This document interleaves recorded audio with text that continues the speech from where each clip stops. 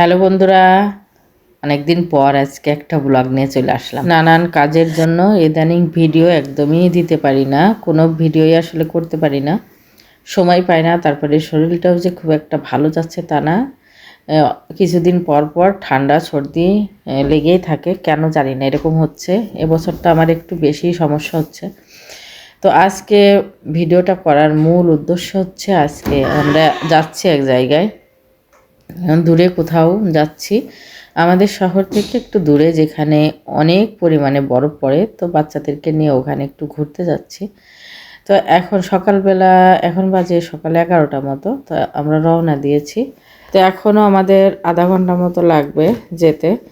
তো রাস্তায় এই যে এখন রাস্তার দুই ধারের যে সৌন্দর্যগুলো, সেগুলো একটু ভিডিও করে নিচ্ছি। দেখতে খুবই সুন্দর লাগছে। আর এই যে মাঠগুলো দেখে আমার মনে হচ্ছে এটা আমাদের দেশের মাঠঘাট। তো ফাইনালি আমরা এই যে পৌঁছে গেছি। দেখেন, এটা মনে হচ্ছে স্বর্গ, মনে হচ্ছে একদম বরফের স্বর্গরাজ্য।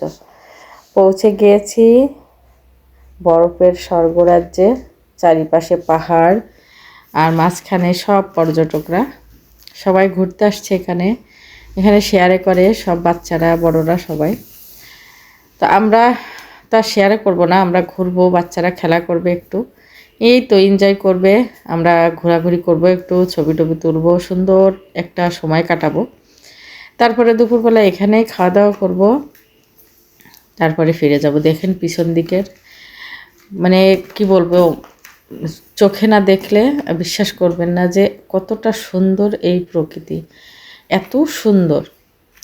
তো ওখান থেকে ঘুরে তারপরে আমরা এই যে আসলাম, আমাদের এখানে একটা সিস্টার বাড়ি আছে সেখানে। এই জায়গার বাড়িগুলো না অনেক পুরানো আমলের বাড়ি। এই বাড়িগুলো দেখলে ওই আমাদের দেশে যেরকম পুরানো দিনের কিছু বাড়ি এখন হয়তো বা এতটা দেখা যায় না, তবে আমরা যখন ছোট ছিলাম তখন ছিল। ওই ধরনের অনেক বাড়ি আছে এখানে। যে দেখুন, এখানে একটা বাড়ি, এখানে গরমের সময় লোকজন এসে থাকে, কিন্তু এত ঠান্ডায় না কেউ থাকে না। কি পরিমাণে বরফ পড়েছে দেখুন। এই যে এখন আবার এখানে ফিরে আসছি, এখানে আরও কিছুক্ষণ খেলাধুলা হবে, তারপরে আমরা ফিরে যাব। দেখেন, আমি কি বলবো, আসলে বুঝাতে পারছি না যে এটা যে কি সুন্দর, কি অপরূপ দেখা যাচ্ছে। তো এখানে আমরা ঘুরে ঘুরে অনেক ছবি টবি তুলেছি, তারপরে ঘোরাঘুরি করে খাওয়া দাওয়া শেষ করে এখন সবাই মিলে রওনা দেওয়ার চিন্তা ভাবনা করছে। এখন চলে যাব, কারণ এখন 5টা বেজে গেছে। এখন রোদ চলে যাবে, কারণ এখন তো এমনিতেই বেলা ছোট।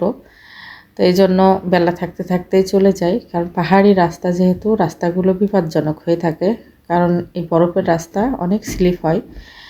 তো এই জন্য একটু বেলা থাকতে, বাচ্চা কাচ্চা নিয়ে যখন আসা হয়েছে, বেলা থাকতে থাকতেই রওনা দেব।